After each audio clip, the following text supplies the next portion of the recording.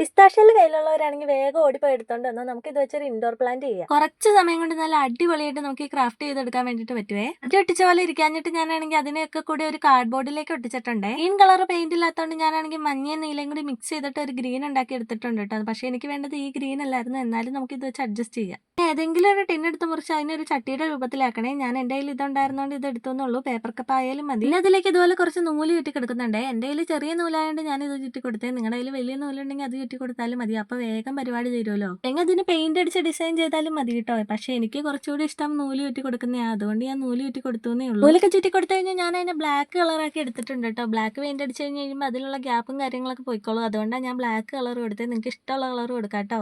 അതിലേക്ക് നമ്മൾ ഉണ്ടാക്കി വെച്ച പ്ലാന്റും കൂടി ഇറക്കി വെച്ച് കൊടുത്തിട്ടുണ്ട്. അപ്പം എനിക്ക് കുറച്ചുകൂടി ഭംഗി തോന്നാൻ വേണ്ടിയിട്ടാണെങ്കിൽ കുറച്ച് വെള്ള പെയിന്റ് എടുത്ത് അതിനകത്തേക്ക് കുറേ വരയും കുത്തൊക്കെ ഇട്ട് കൊടുത്ത് കഴിഞ്ഞപ്പോഴത്തേക്കും നല്ല ഭംഗിയായിട്ട് കിട്ടിയിട്ടുണ്ടായിരുന്നു കേട്ടോ. എനിക്കാണെങ്കിൽ ഭയങ്കരമായിട്ട് ഇഷ്ടപ്പെട്ടു. പിന്നെ നിങ്ങൾക്ക് ഇഷ്ടപ്പെട്ടോ ഇല്ലയോ എന്നൊക്കെ കമന്റിൽ പറയണേ. പിന്നെ പിസ്താഷ്യയിൽ വെച്ചുണ്ടാക്കിയ പ്ലാന്റ് ഇവിടെ കംപ്ലീറ്റ് ആയിട്ടുണ്ട്. നിങ്ങൾക്ക് ഇഷ്ടപ്പെട്ട് കഴിഞ്ഞാൽ ലൈക്ക് ചെയ്യാൻ മറക്കരുതേ.